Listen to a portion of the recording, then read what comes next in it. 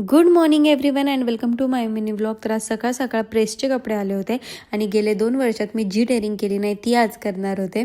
ते म्हणजे समीरचे कपडे मी त्याच्या कपाटात ठेवणार होते, कारण त्याला त्याचा एक पण कपडा असा इकडच्या इकडं झालेला किंवा जे पण त्यांनी ऑर्गनाईज करून ठेवलेले तसेच त्याला पाहिजे असतात. त्यामुळे मी आत्तापर्यंत त्याचे कधीच कपडे ठेवले नव्हते, पण आज मी ते डेअरिंग करणार आहे आणि बघू आता त्याला आवडतं आहे का नाही, तो काय म्हणतोय. आणि माझी साडी पण प्रेसवरनं आली होती, पण त्यांनी उलटी घडी घातली होती. सो मला काहीच समजत नव्हतं की मी म्हटलं माझी साडी अशी का दिसते. त्यानंतर मी नीट बघितलं तर मला कळलं की त्यांनी उलटी घडी घातली आहे.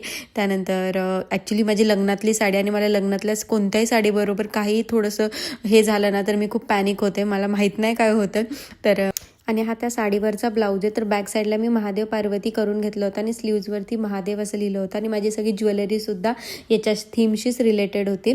तर त्यानंतर माझं अचानक ठरलं की मला संक्रांतचं शूट करायचं, जे की माझं खूप दिवस झाले पेंडिंग होतं आणि माझी काहीच तयारी नव्हती. तर सगळ्यात आधी मी पहिली पार्लरमध्ये गेले आणि आयब्रोज आणि वॅक्स केल्या आणि आजच माझा बॅड हेअर डेसुद्धा होता. तर त्यामुळं मी केसांना थोडंसं सेट वगैरे करून घेतलं. मग मी शूट करायला गेले तर खूप मज्जा आली आणि शूट तर माझं छान झालं. तुम्ही रीलसुद्धा बघा, मी अपलोड केलेत काही, आणि हे शूट नंतरचं काही सिच्युएशन. सो